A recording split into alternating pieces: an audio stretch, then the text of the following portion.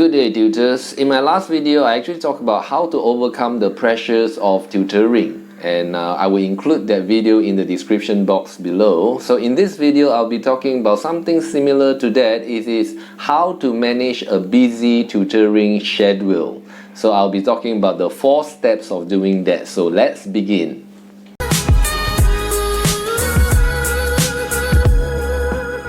So the first step to manage a busy tutoring schedule, it is to allocate time for everything. So we need to be organized and be balanced so that we can keep our productivity high at all times, every day. So for us to allocate time, we need to allocate time for sleep and leisure. We need to have enough sleep and to really go out and smell the roses sometimes, and also to exercise regularly. I can't emphasize the importance of having regular exercise on a weekly basis. That is going to boost our adrenaline and keep us in a nice and fantastic mood most of the time, and that is going to really help when we try to teach the student. Besides that, we need to allocate time to eat nutritious food. So that includes going shopping, having a nice budget, and if we are careful on what we eat, it's going to affect our mood.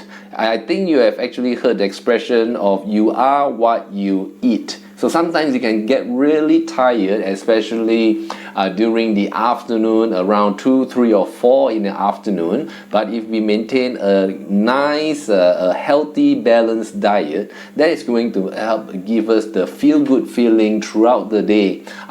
During my busy times, I actually have to have lessons in the morning, in the afternoon, in the evening, and sometimes throughout the night as well. And I was able to maintain this schedule for quite some time by having regular exercise, good sleep, as well as a healthy diet. Besides that, we need to allocate time for other commitments. So we have to look at what are our responsibilities. Probably we are a parent, we need to have time to take care of the children, to make sure that they are well fed and so forth. So depending on your schedule, we need to allocate time for all that, and after that we need to determine how much time we need to spend in our tutoring business. So once we allocate the time that we are available and how much time we are going to include in our tutoring business, that would make us nice and organized, and we are able to perform well when conducting our one-to-one tutoring.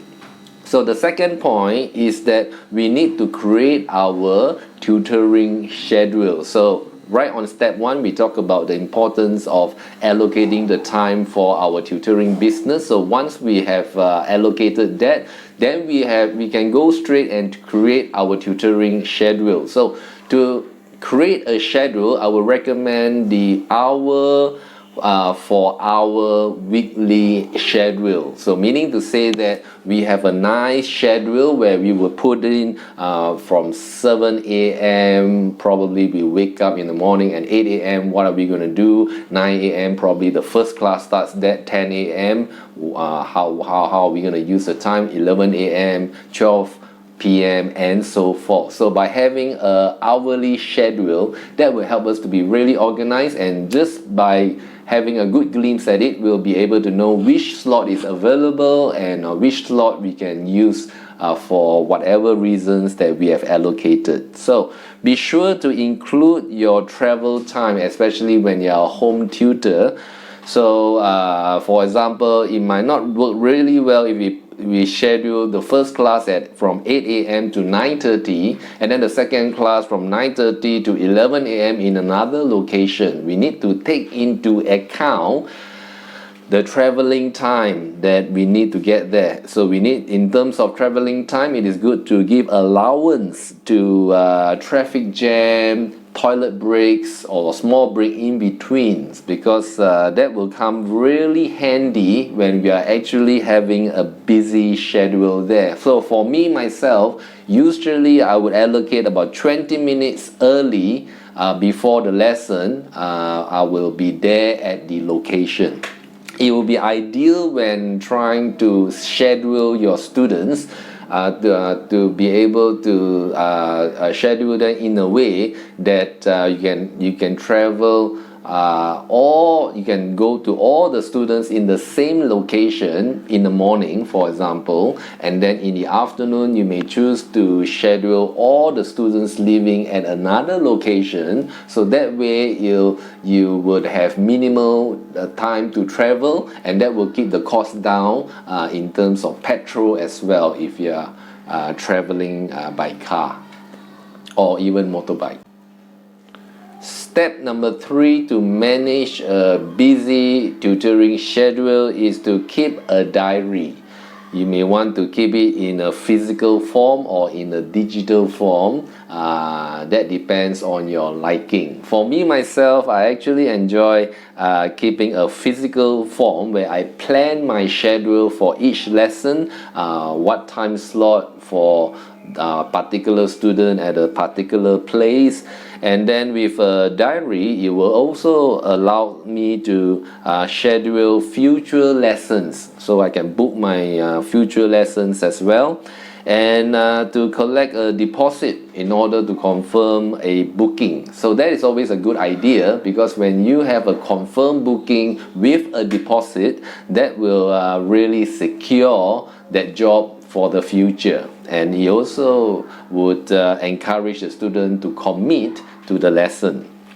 Besides that, the reason I keep a diary is also for tax purposes. So I got a record of all the students and how much money I've made from them. I keep a nice record, and in that way I'll be able to record, and then at the end of the year when I need to do my tax return and or tax declaration, I can do so. Besides that, another good idea to have a physical diary is when you reach the student's place and you see the student, just to confirm, to make sure everything is black and white that the student has attended your lesson, I'll get them to sign for the lesson. So that way, if there is any dispute in the future from the parent about a particular lesson, I can just show them that they have attended a lesson with their signature as some form of verification. And the fourth step is to go on a holiday. So it is important to emphasize to you that from time to time we need to take a break. So we need to release our stress. And for me, usually I go on a break every 3 months. I would go and book on a nice holiday.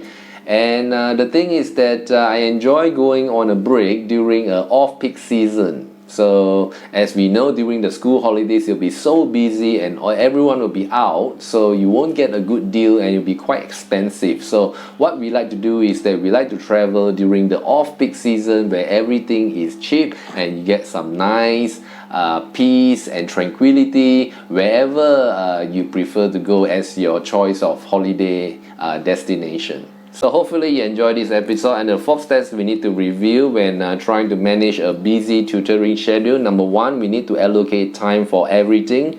Number 2, we need to create a tutoring schedule. And number 3 is to keep a diary, whether in physical form or in digital. And then number 4 is to go on a holiday. Reward yourself. So hopefully you enjoyed this video, and I'll see you again in the next video.